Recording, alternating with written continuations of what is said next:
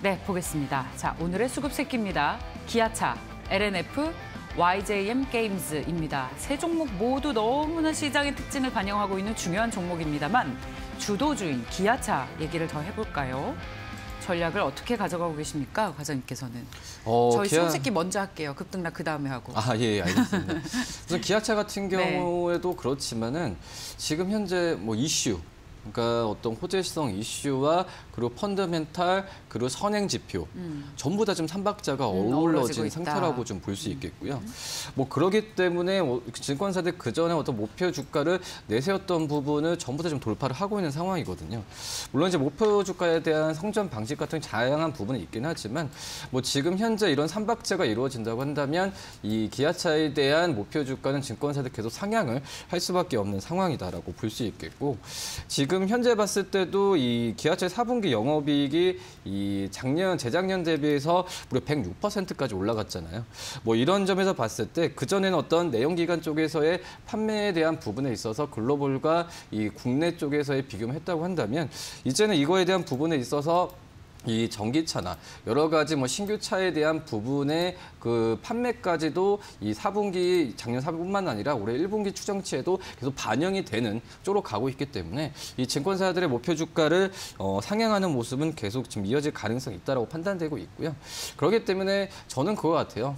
그 현대차나 기아차가 작년 말부터 중순 이후부터 어떤 시장에서의 그 역대급의 상승세를 보여줬던 이유는 결론으로 봤을 때는 이 내연기관인 이 본업에 대한 그 차의 판매 부분이 바탕이 있었기 때문에 뭐 이런 그런 추가적인 어떤 뭐 전기차나 뭐 수소차나 이런 모멘텀까지도 또 애플카 이슈도 있긴 하지만 이런 부분이 덤으로 지금 간다고 생각이 되고 있고요. 그렇기 때문에 내연기관차에 대한 안정적인 판매 부분 같은 경우에는 미국 특히 이제 우리나라뿐만 아니라 이 글로벌 쪽으로의 판매 부분이 좀 그 계단식으로 가고 있기 때문에 이 기아차에 대한 관심은 좀 꾸준히 가져야 되는 게 좀 맞지 않을까 판단되고 있고요.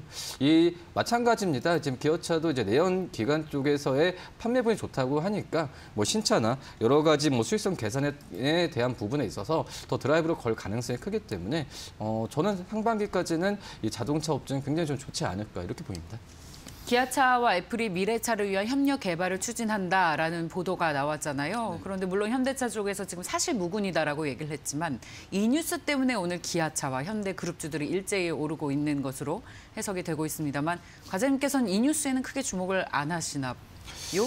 말씀이 특별히 없으시네요. 지금 현재 계약 규모가 이제 4조 원 규모라고 하고 이번 달에 이제 체결이 할 거라고 하는데 이 어떻게 본다고 한다면 저도 이제 그 어떤 현대차로 사실 무근이다라고 하는 게 원래 그랬어요. 그쵸? 원래 이런 계약 확정이 나기 전까지. 그렇죠. 계약을 하기 전에 그 전에 어떤 당사자들이 어떤 계약이든 마찬가지잖아요.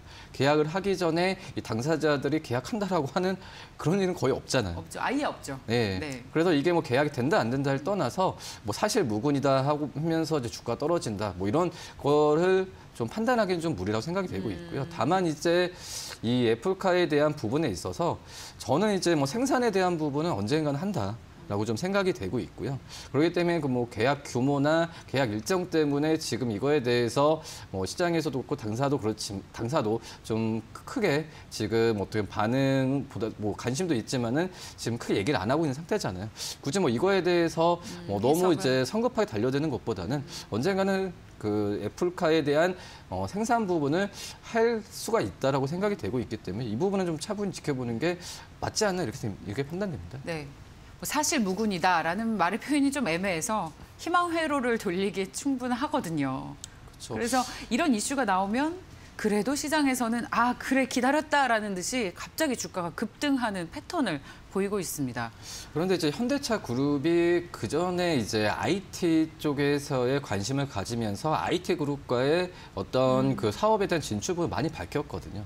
저는 그런 부분에 있어서 이제 대표적인 게 이제 뭐 애플과의 협력이라는 부분이 가장 큰 시장에서 화두가 될 거라고 판단되고 있는데 결론은 이제 어떤 여러 가지 면에서 봤을 때는 이 현대차 그룹의 IT 쪽에서의 협력 가능성 계속 더 커질 가능성이 있거든요. 네. 뭐 그런 점에서 이제 애플카가 시초라기보다도 애플카가 어떤 그 시작점이 될 거라 판단되고 있는데 뭐 그렇게 된다고 한다면 이 현대 그룹주들에 대한 어떤 시장에서의 어떤 그전에는 자동차 네. 자동차 기업이라기보다도 네. 이제 다른 쪽으로 좀 많이 좀 바뀌지 않을까 좀 이렇게 보입니다. 투자 전략은 어떻게 가져가세요? 우선 뭐 많이 기존 올라서. 보유자분들은 네. 당연히 갖고 가는 게 맞다라고 예. 좀 판단이 되고 있고요. 네. 지금 현재 그 자동차 그룹주들이 말씀한 삼박자도 있긴 하지만 유동성에 의한 시장에서의 경기 민감주에 대한 수급이 강하게 들어오는 어떤 덕도 보고 있거든요. 근데 초반에 말씀드렸듯이 이 미국도 그렇지만은 이 어떤 그 위험 자산에 대한 선호 심리가 다시 강화되고 예. 있는 상황이고요.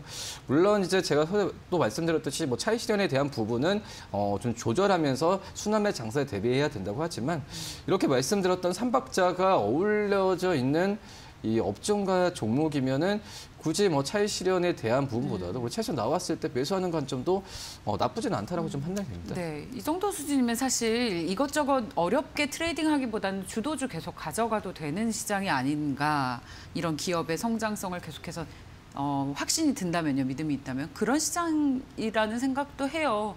이렇게 자동차주도 이렇게 튀겨 올라올 때마다. 만약에 네. 이제 뭐 애플카 이슈만 있고 주가 뛰었다, 네. 또 펀드멘탈이나 여러 그건 가지 뭐 아니죠. 없다라고 네. 한다면은 차익 실현에 대한 부분은 대비를 하겠지만은 지금 이건 지금은 아니잖아요. 그럴 때가 네. 아니다. 네. 네, 네, 알겠습니다.